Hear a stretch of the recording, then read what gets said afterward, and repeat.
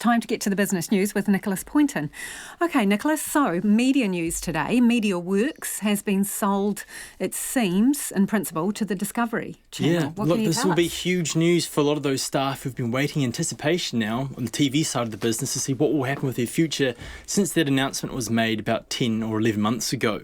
And as was announced, Discovery, they've looked to purchase MediaWorks' TV operations. That doesn't just include TV3, that also includes Bravo, it's streaming platform 3Now, and also the media or the news media side of the business. It's a multi-platform business, Newshub.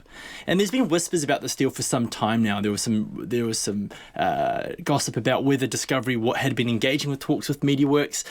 But I guess this deal really makes sense for Discovery, given the fact that it's a big global corporate TV entity that has many fingers and pies around the world. And this gives them an opportunity to really get their content in front of more eyeballs. I guess one of the unusual parts of this was the fact that they haven't really had a history of purchasing news media companies.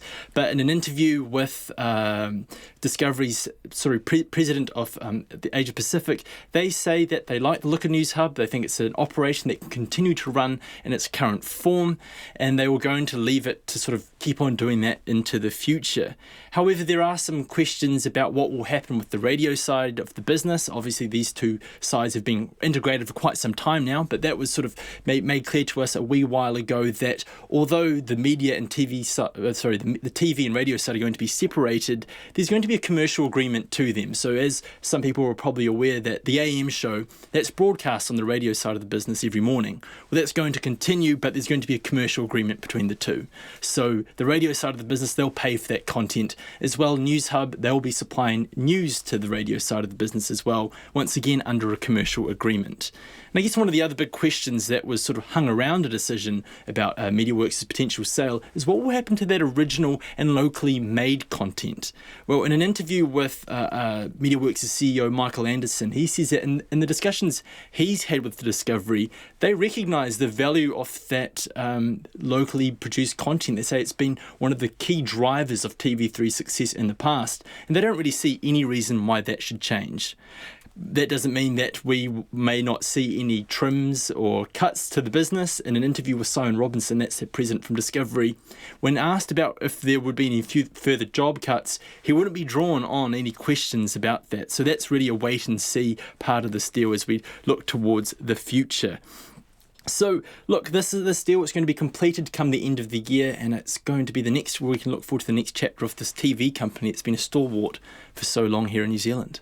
Okay, well, let's look at another issue. This is the whole idea of companies where you can pay later but get your goodies right now. So one of them is headed to the Australian Stock Exchange. Yeah, it's the New Zealand company Lay-By. They've been around for about 3 years, and they've looked across the ditch looking to Australia to list. They did so this morning. They've already raised about 80 million Australian dollars through a share float. And the reason they're looking to Australia is that they see it as a global hub for these sorts of companies. The well-known Afterpay, that's already set up in Australia. And the reason why they look to Australia is because it's seen as a real sort of stepping stone to the global market, which is an aspiration that this company and many others like it have. And I guess by being in Australia, it's a bigger market. There's more chance of getting recognition from those big institutional investors, and the benefit of that is more money in their pockets. And so far, this company to date, they've partnered with about 6,000 retailers. They've got about 470,000 customers, and that's not a small number, but they've got even bigger plans for global growth. They're really optimistic about the future. They say that retailers, they are really realising the value of their platform as more and more people shop from home during the pandemic. And I guess one of the other things about these services is that effectively they are a replacement or an alternative for credit cards. No longer do people have to, if they don't have the money, they can actually get the goods up front like they would a credit card. And this is especially popular with younger people. Younger people, they aren't really looking to credit cards. There's this perception that credit cards can lead to more debt, and there's a feeling that these services offer younger consumers a better way to manage their money. And what we're seeing with the emergence of these companies, it's the next in a long line of these financial tech companies, these fintech companies that offer third-party services, which are really challenging the sort of stranglehold that banks have had over sort of financial services. Yeah, interesting. Okay, so what's been going on the rest of the markets today? So the NZX Top 50 is down by about 1/3%, so it's about 35 points to 11,859.